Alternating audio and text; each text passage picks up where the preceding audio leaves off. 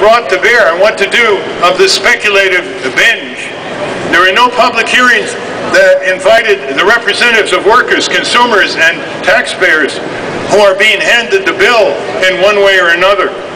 This was a backroom deal between George W. Bush, not Dick Cheney, he was at an undisclosed location, by George W. Bush and the Democrats in Congress. The deal was cut with an additional $150 billion of freebies for commercial interest groups, including Microsoft Corporation. And here's what happened. Here's what happened, because they shut out the American people and they sold out the American people. Here's what happened. It's an eerie historical irony. In 1775, we had 13 colonies under King George III. Today we have 50 colonies under King George IV, because today, as it was in 1775, it was taxation without representation.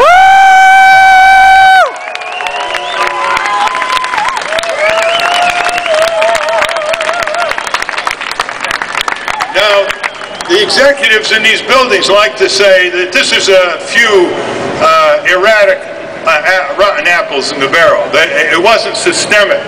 It wasn't representative of the corporate system. I beg to differ.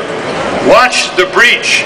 Watch the repudiation of fiduciary obligations to the trillions of dollars owned by millions of Americans who entrusted their money to these corporate crooks, swindlers, and speculators.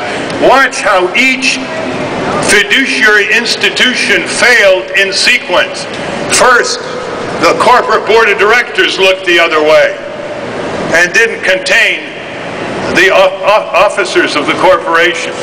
Second, the corporate law firms looked the other way, like Cravath Swain and Cahill Gordon and Sullivan and Cromwell. Third, the giant accounting firms looked the other way. Fourth, the rating agencies who are paid to look the other way looked the other way. Standard & Poor and Moody's. 5, the investment banks, before they converted, they looked the other way. The state regulatory agencies looked the other way. The federal regulatory agencies, including the Securities and Exchange Commission, looked the other way. Why did they all look the other way? Because directly and indirectly, they were paid to look the other way.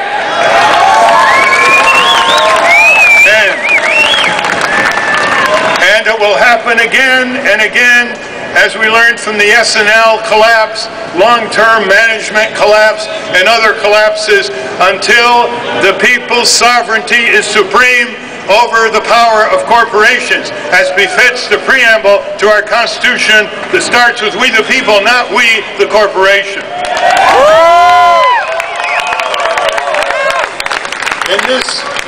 In this gigantic bailout of two weeks ago, Washington had Wall Street over the barrel. Wall Street would have accepted a whole number of reforms to get that $700 billion. And instead of Washington having Wall Street over the barrel, Wall Street stuffed Washington into the barrel and rolled toward a $700 billion unregulated bailout up to here.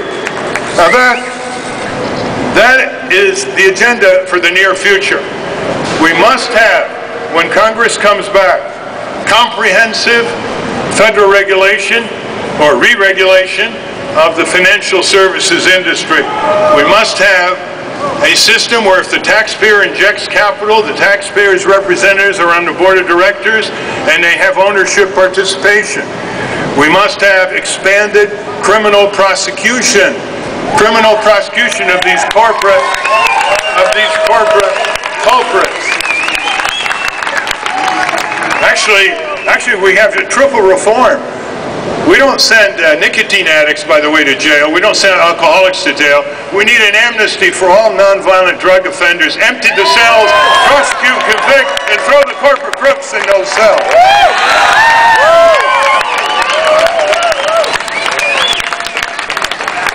That way you get get prison reform. You know, powerful convicts can't stand for those conditions. Finally, and this is the most inexplicable avoidance of Congress, Congress could have made the speculators pay for their own bailout. In Western Europe, under Franklin Delano Roosevelt, in helping to pay for the Civil War, there was a stock transaction tax. It was eliminated after World War II in this country. I understand that there are $500 trillion of derivative transactions in this year alone. $500 trillion of purchases and sales of derivatives. A 1/10 of 1%, a 1/10 of 1% sales tax, let's call it, will produce $500 billion so that the speculators can be required to pay for their own bailout, and not on the backs of innocent taxpayers. Notice how unfair the economic system is. You go into a store nearby here and you buy something you need, an appliance, furniture, clothing. Don't you pay a sales tax? Don't you pay what, 6, 7%? 8% sales tax? Today as we speak, someone can be putting in an order for $100 million of Exxon puts and not pay a cent in sales tax. Is that fair? No! Are we going to stand for it anymore? No! Are we going to have fire in their belly? Fire in our belly? Yes! So our knowledge has wheels to achieve change in this country. Right on. If we do not displace corporations by more community, economic self-reliance, the more we grow our own food near the cities, the more we conserve our own energy and deploy renewable energy from the sun, the more we have our own community health, the less power Exxon will have, the less power these agribusiness corporations will have, the less power these health insurance giants will have. And in addition to displacement, we need to subordinate constitutionally the corporate entity to the sovereignty of the people. There is no equal justice under law, and there's no democracy possible when giant corporations that are artificial entities, not their employees, artificial entities are given the same constitutional rights as you and I have. It was Business Week in that spectacular cover in the year 2000, too much corporate power, and the answer to yes, yes, yes. They editorialized. This is the premier business magazine, to its credit. They editorialized, quote, corporations should get out of politics, end quote. I think that we should strip the corporate entity from any authority